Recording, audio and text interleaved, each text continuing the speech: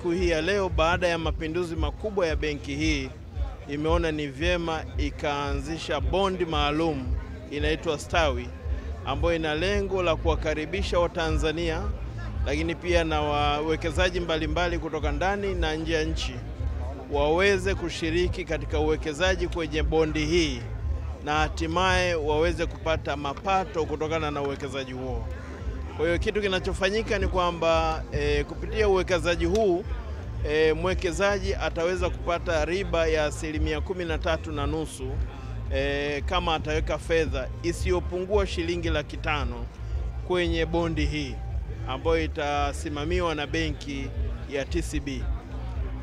Lengo la serikali ya awamu ya 6 inayoongozwa na Dr. Samia Suluhu Hassan ni kuhakikisha kwamba wananchi na wajasiriamali mbalimbali wanapata bidhaa na huduma, lakini hususan kwenye sekta ya fedha wanapata bidhaa hizo kwa gharama nafuu. Kwanza zinapatikana, yani access to finance, lakini pia zinapatikana kwa gharama nafuu.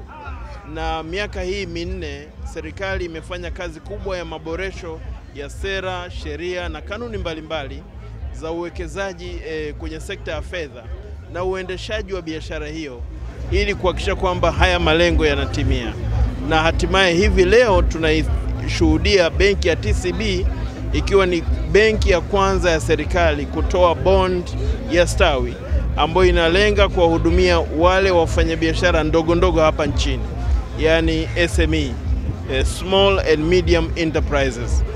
Na hatimaye wafanyabiashara hao watakapokuwa wanapata fedha kwenye benki kama hii wataweza sasa kuweza kukuza biashara zao. Bondi hii ambayo tunaita Stawi Bond ni maalum kwa ajili ya kumobilize ukwasi na mtaji kwa ajili ya kusupport wafanyabiashara wadogo na wakati.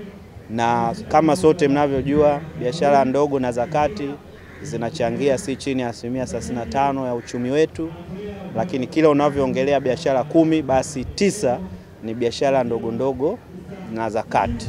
Na maana yake tukiweza sasa kuwasupport hawa tutakuwa tunatengeneza nafasi za ajira, lakini pia tunapanua wigo wa serikali wa kusanya mapato, na mapato haya yanaenda moja kwa moja kwenye shughuli za maendeleo. Hati fungani hii imeidhinishwa na Mamlaka ya Masoko ya Mitaji na Dhamana baada ya kukidhi vigezo vya kisheria, taratibu na kanuni za uuzaji wa hati fungani kwa umma.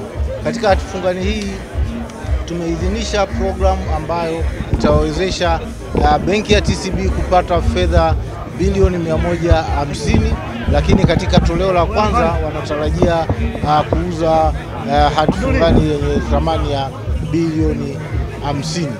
Na hati fungani hii itatumika kutoa mikopo katika kampuni changa za kati na za wajasiriamali ambazo watawezesha kukuza biashara hii. Kwa hiyo hii ni hatua muhimu sana katika kuchagiza maendeleo ya uchumi hapa nchini, kwani kampuni hizi ambazo zitaweza kupata fedha hizi zitaweza kukuza biashara zao.